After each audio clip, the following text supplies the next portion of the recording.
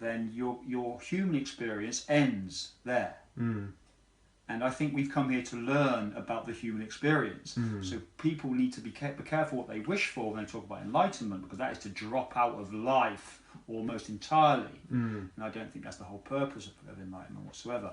But I do believe that we are walking the path towards greater enlightenment, to greater awareness of who we are, what we are, and what we are here to do. And I think there's a big distinction between that. And as we become more aware, we also become more aware of our actions and our behaviour and the effects it has on everybody else around us. I have been juggling and battling with a particular thing of late, where when I get triggered by life or by events, circumstances or people, I have to ask myself, what do you really want to say in this moment? What do you want to, how do you want to respond to that in this moment? And the truth is, in that moment, I want to respond in a way which almost attacks, which is a defensive mechanism of the ego. And it's a natural response from the ego. And that just shows me still that I'm still nowhere near where I need to be in my levels of awareness as to transcend that need to respond in that way. That's an egoic response to, as you just said, somebody upsets me, somebody triggers me, somebody confronts me. The old me would have immediately responded with aggression. The newer me, the last 10 or 15 years, especially the last 5 or 6, it's more calm. I have time to think. I back off, I look at it, and I respond accordingly. I don't react, I respond, which is a different level of interaction altogether. Reaction comes from the ego, reaction comes from the head, response comes from a deeper level of knowing, a deeper level of feeling altogether. But the initial reaction is still, I get that turning over of my stomach, and my head gets stimulated, and it's almost like an incitement, a need to respond or react quickly with some type of defense mechanism in a form of attack. And that just, I think that just shows me that I need to work. I've got lots of work to do, plenty of work to do. I think if we could be honest with that, for you, even for you, Pete, you know, if somebody bothers you, or if somebody triggers you, if somebody makes a funny comment and you don't like it, what's your first reaction?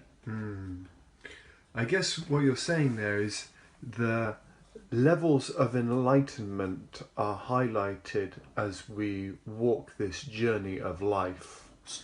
Definitely, yeah, definitely. So for yourself, because you're very calm on the exterior, but when somebody triggers you with a real attack or even a perceived attack, because most of projection is perception, right? And so if you can perceive somebody attacking you or making fun of you, something we've discussed before, what's your first reaction? The very initial reaction. What goes through your head immediately? More recently, I've actually become more and more detached. So I'm able to detach myself from the angry me and push it to one side and almost ignore it to a large extent. Okay.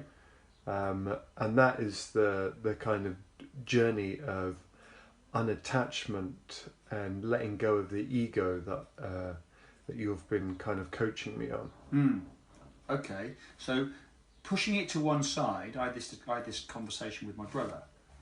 Or even, I think pushing it to one side is maybe the wrong word. It's not holding on to it, just letting it drop to the ground. That's a different thing altogether, because if we push something to the side or we stuff it down and repress it, that becomes like a volcano that builds up pressure to the point where something innocuous can actually just create the whole thing to blow up. It's a different thing of not caring what other people think of you, because that's not your business. What you think of you is your business, right? Because you'll never control how other people think about you, because that's their own projection of themselves being projected onto you anyway. So there's no reality in their criticism and their judgment, but when we get triggered by a criticism or the judgment, there's an element of truth in it. This is why it's painful.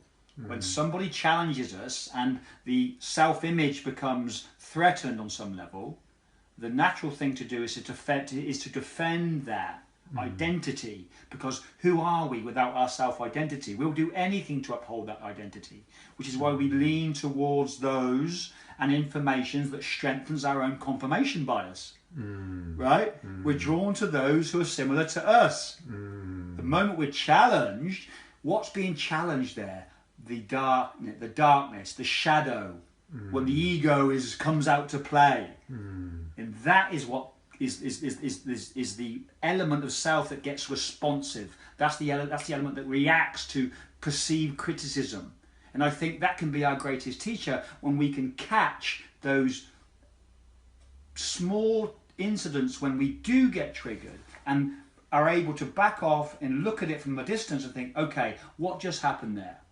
He or she said or done something which really created a feeling, again, remember, a feeling inside me where I felt the need to either react or go on the attack because an element of truth arose from that person's perception, which means it still needs to be looked at because it's your emotions trying to get your attention. Feedback mechanism letting you know the quality of your thinking, decisions and choices. Great.